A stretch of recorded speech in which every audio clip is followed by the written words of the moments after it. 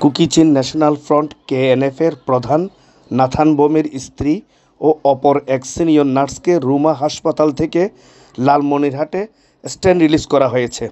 নতুন গজিয়ে ওঠা সশস্ত্র সংগঠন কুকি-চিন ন্যাশনাল ফ্রন্ট KNF এর সাথে সম্পৃক্ততার অভিযোগে এই দুই নার্সের বিরুদ্ধে এই ব্যবস্থা নেওয়া হয়েছে বলে একাধিক সূত্রে জানা গেছে।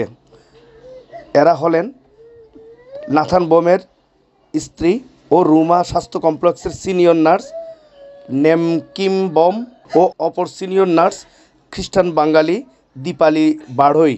ভিশন এসে নিয়ে এলো মানিব্যাগ গ্যারান্টি অফার। 1 মাস ব্যবহার করে সন্তুষ্ট না হলে সম্পূর্ণ টাকা ফেরত। স্বাস্থ্য মন্ত্রণালয়ের নার্সিং বিভাগ থেকে এদের জরুরিভাবে স্ট্যান্ড রিলিজ করা হয়েছে বলে স্বাস্থ্য বিভাগ সূত্রে জানা গেছে।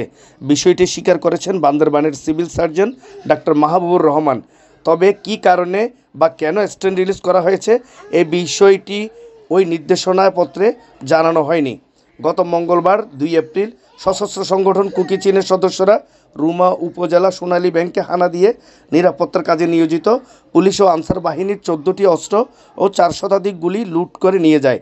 এ ঘটনার একদিন পরেই থানচি উপজেলায় সোনালী ব্যাংক ও কৃষি ব্যাংকে হানা দিয়ে প্রায় 18 কোটি টাকা লুট করে নিয়ে যায় সশস্ত্র সংগঠনটির সদস্যরা।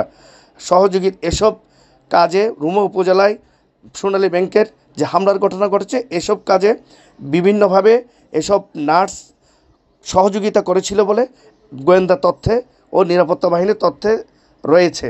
ইতিমধ্যে যৌথ অভিযানে বিভিন্ন জায়গা থেকে গ্রেপ্তার করা হয়েছে KNF এর সদস্যসহ 56 জনকে। এরা এখন জেল হাজতে রয়েছে।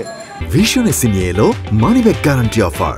1 মাস ব্যবহার করে সন্তুষ্ট না হলে সম্পূর্ণ টাকা ফেরত। বর্তমানে সন্ত্রাসী তৎপরতা দমন ও লুট করা অস্ত্র উদ্ধারে রুমা, থানচি ও রোয়াংছড়ি উপজেলার বিভিন্ন জায়গায় যৌথ বাহিনীর কম্বিং অপারেশন পরিচালিত হচ্ছে। রুমা উপজেলার কয়েকটি পাড়া থেকে প্রায় 40 জন নারী পুরুষকে রুমা উপজেলা সদরে নিরাপত্তার জন্য সরিয়ে নেওয়া হয়েছে বলে জানা গেছে। মিনারুল হক, বান্দরবান প্রতিনিধি।